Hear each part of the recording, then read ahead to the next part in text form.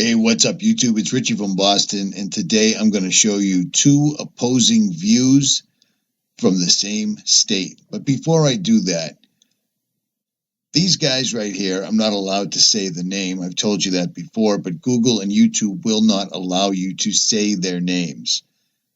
I use this stuff. Non-GMO, no herbicides, lab-tested, natural flavors. This is the stuff right here that I use, and I also use this because it's a better alternative than taking sleeping pills or antihistamines to put yourself to sleep. And if you use this now or you want to try using it, you can use this coupon code to save 25% off for their Black Friday sale. It's pretty badass. The code is R25. You save 25% off. Links will be in the description. Now check this out. Not a 19, 20-year-old or even a lieutenant that should be investigated. This is the system. This is the government. This is the policy.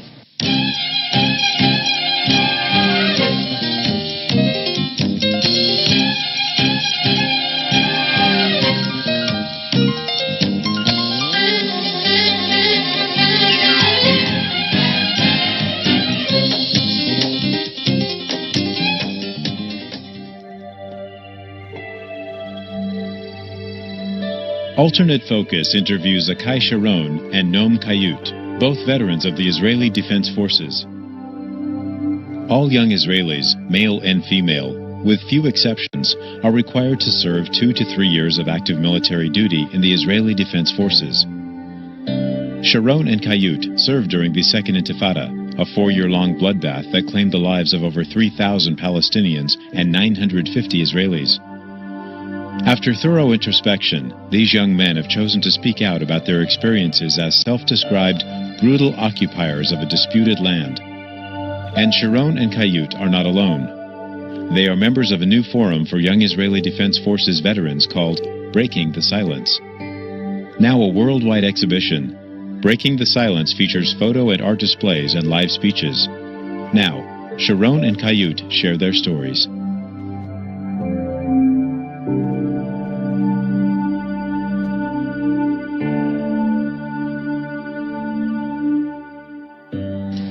Most of the missions that my unit was given and carried out were arrest operations, search operations, going into taking over cities or towns or villages, of course in the nighttime, and sometimes you would continue in the same place for a few days, searching, going one house to the other, searching them, taking over houses as observation points, or arresting people.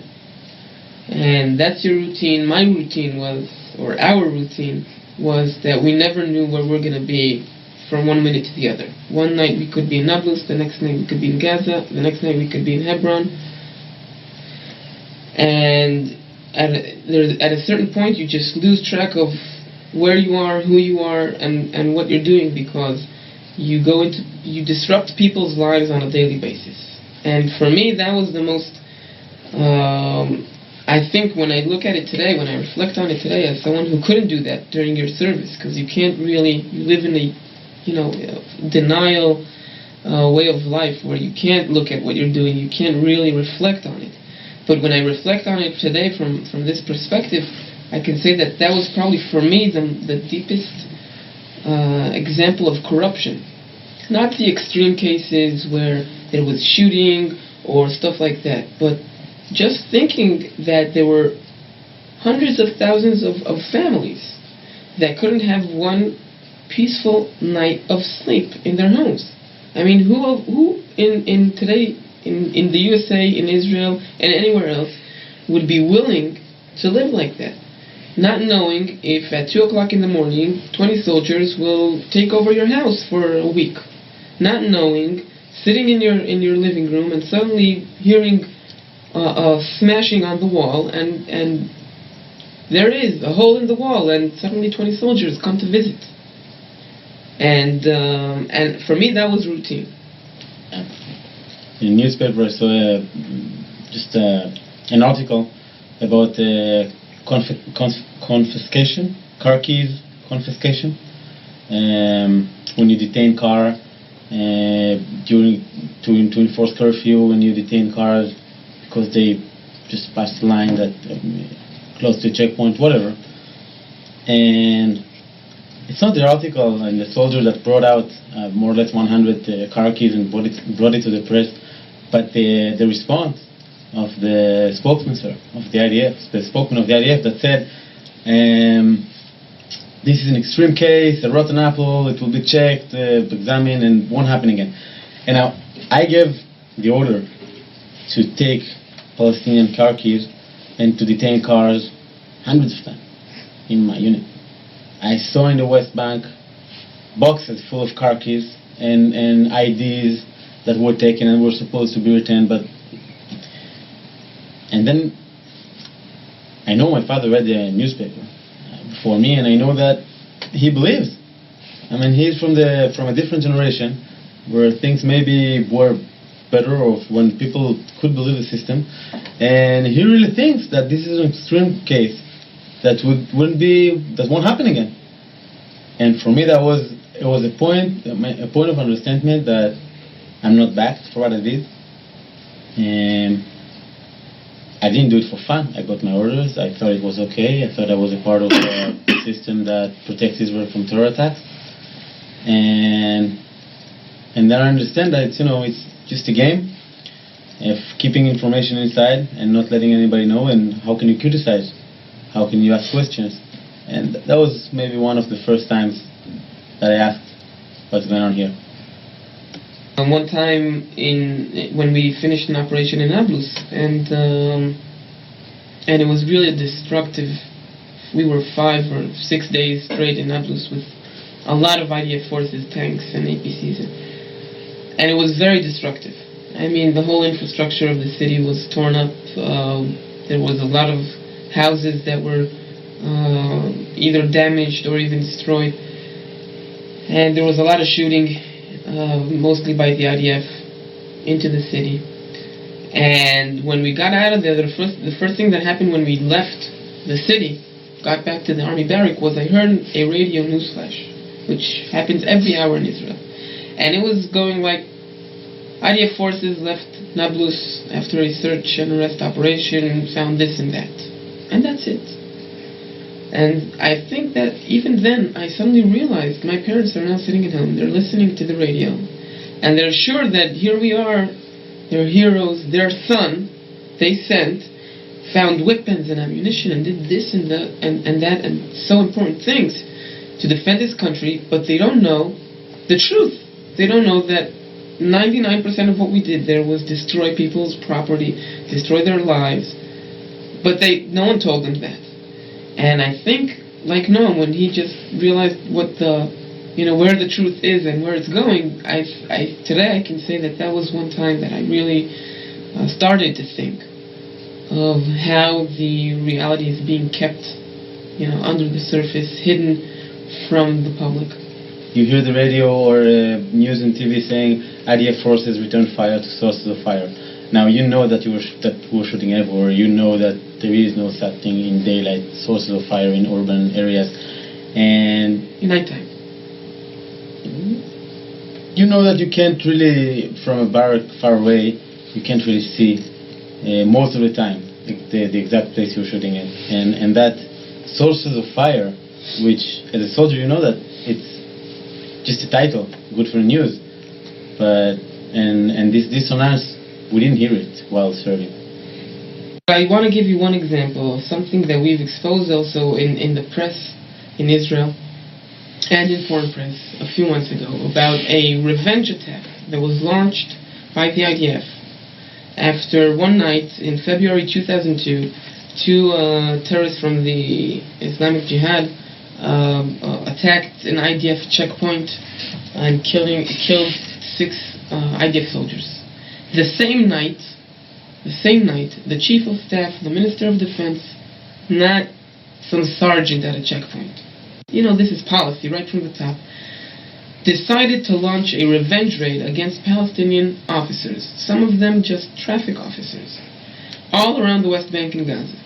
The next day, 15 Palestinian officers were dead, were reported dead.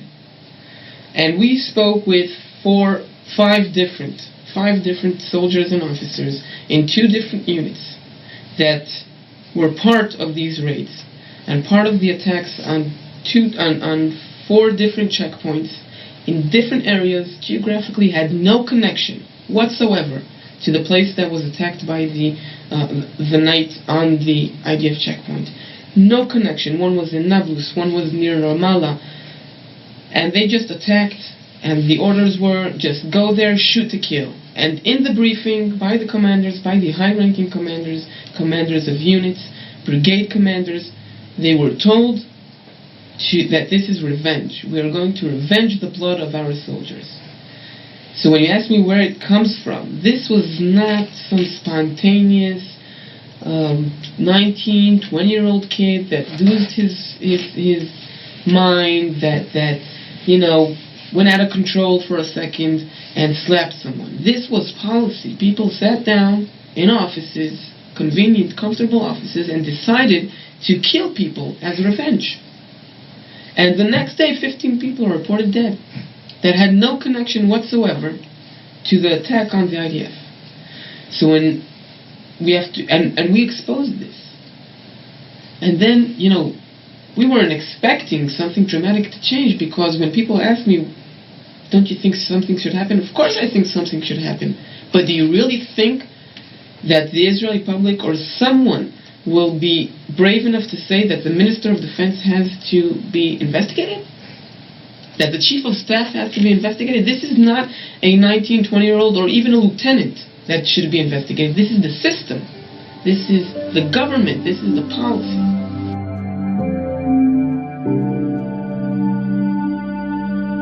The story behind Breaking the Silence and what it's trying to do is that one day in March 2004, a young guy, a month before his discharge, woke up in the morning and found out that he can't look at himself in the mirror. That guy's name was Yehuda Shaul. He's the founder of Breaking the Silence.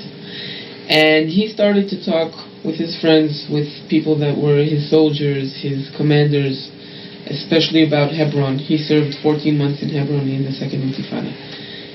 And that evolved into a exhibition of pictures taken by soldiers, not photographers, not journalists, just pictures that 18, 19-year-olds took for memories. And we took that out of photo albums, presented over 60 of them, with over 60 soldiers giving video testimonies about their Hebron service. And that evolved from there to what it is today, a much bigger group of soldiers that served all around the occupied territories as conscripts or as officers in the Second Intifada. And we've interviewed over 300, mostly discharged, some still in service, soldiers in the IDF.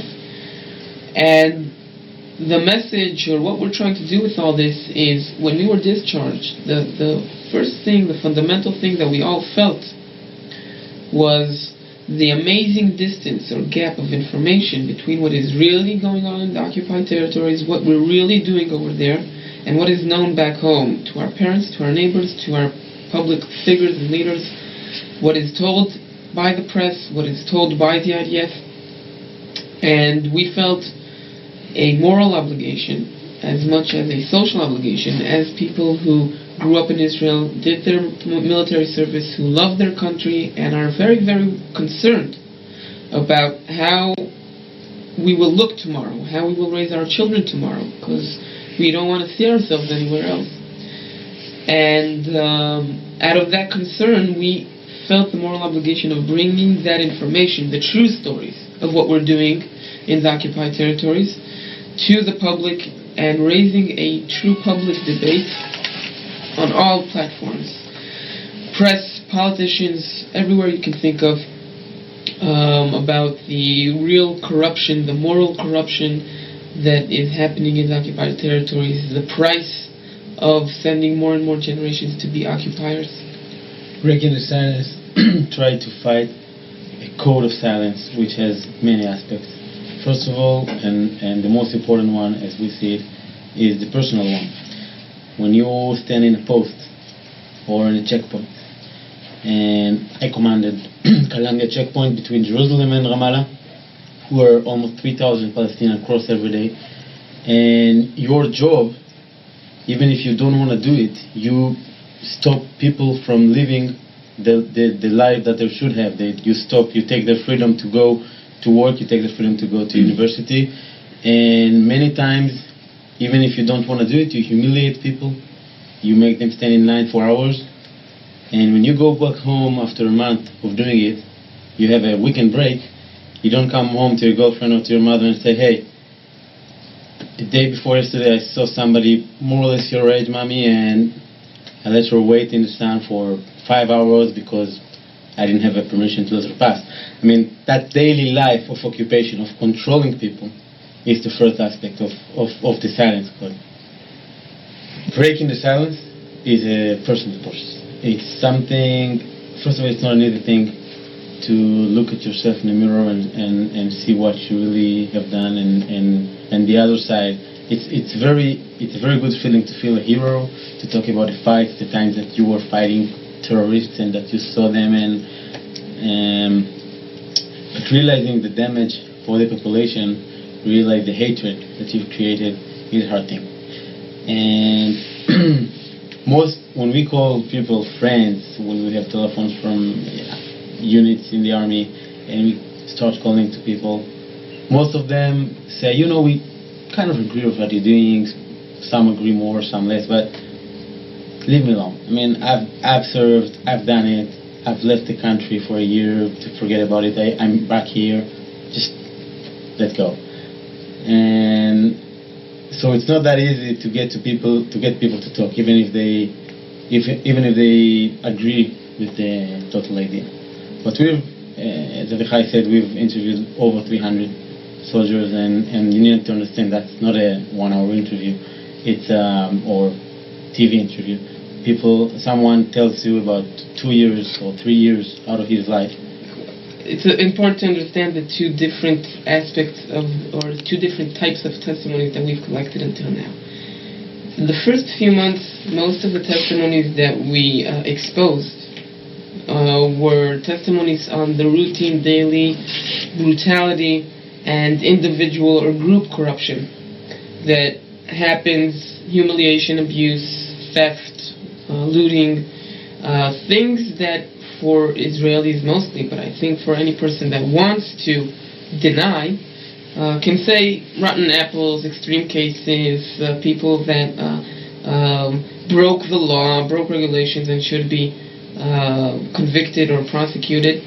And it sometimes doesn't even matter that you tell them, well, these are stories about units, about hundreds or thousands of soldiers.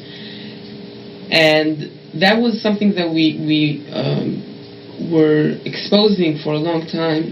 And the last campaign that we did was a massive collection of testimonies on policies, procedures, orders, things that can't be very easily swept under the rug and called rotten apples because they are the system.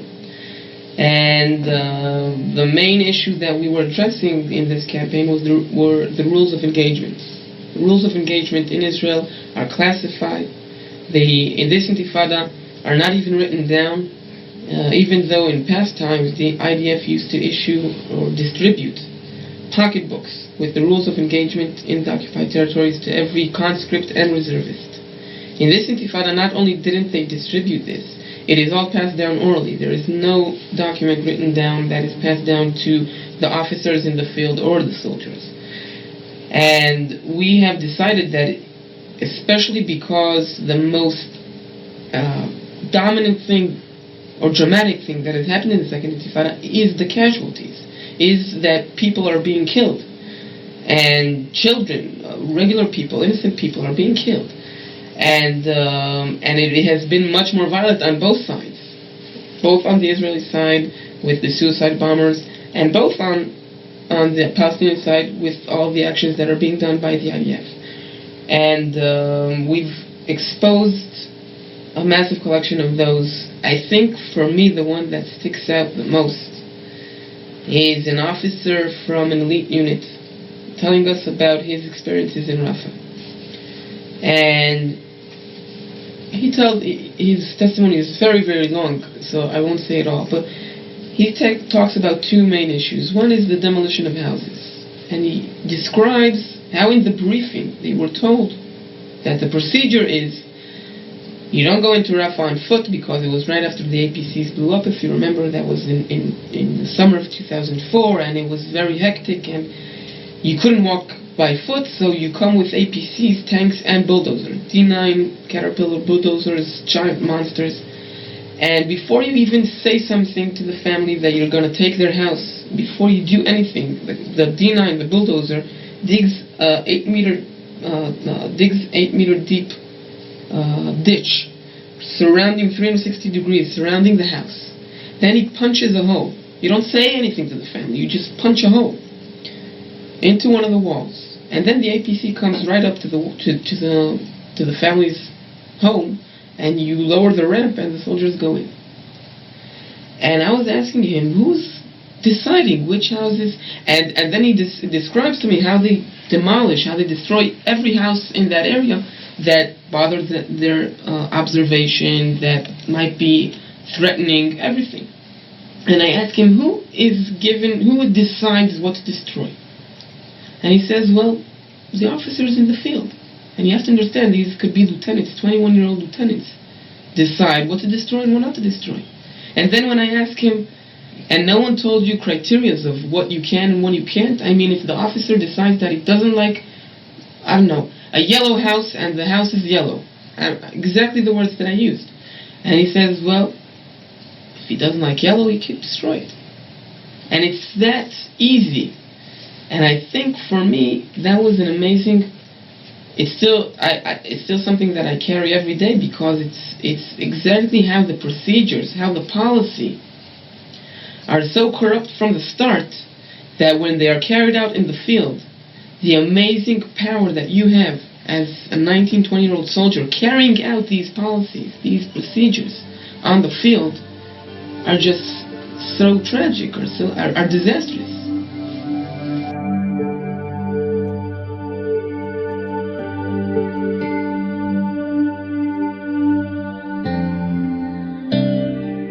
First, I'll quote my Ministry of Foreign Affairs of Israel, that said that the public opinion in the U.S. is the most powerful weapon that the IDF has, or that Israel has. And I think in this case he's right. And I think that the public opinion here and society here immunes us and enable us to do many things that in my opinion are bringing to our social destruction. And I can give you another extreme example, which a soldier that Avichai interviewed, right? One of us interviewed, and he's in a unit, that engineer unit. They're actually, what they're doing is to blow up things, bridges, houses, and the IDF didn't use them at the beginning of that incident. The first time they used them was 9/11. 10 minutes after the airplane hit the tower, the first airplane hit the tower, they were on their way to Jenin to blow up houses. Why that? I can tell you what he says. The soldier that was interviewed, the big brother wasn't looking, wasn't watching. So that's how much things are connected. And I think we realized after the second campaign that after the campaign of the rule of engagement and the systematic reason for innocent casualties, we realized that it was well publicized, but it didn't bring up any real debate in society. And because there are many reasons. The most powerful one, I think, is that these are things that you can't criticize. I mean, you can't classify as rotten apple. It's hard for society to face. And I think we realized that there is bigger game going on, that we're not the only player in this game, and that's why we're here. I think just to add one thing to Noam, that the public opinion of the United States is, as he said, something that enables us to continue this reality. And just like we're doing back home, trying to force sometimes this truth, the stories, onto the Israeli public so they'll be aware of them, is exactly what we came here to do, is to bring this to the homes of the American society, Jews, Americans, and all Americans, to tell them this is what is really going on. It's about time that you know what you're enabling.